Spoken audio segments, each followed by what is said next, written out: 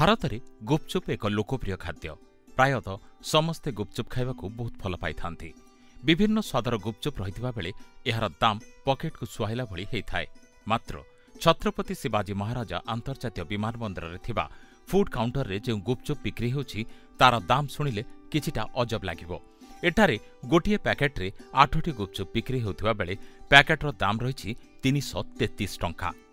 मात्र 8टी गुपचुप 333 टंकारे बिक्री कराजिबाकु नै अनेक यात्री और आगंतुक असंतोष व्यक्त करिसंती।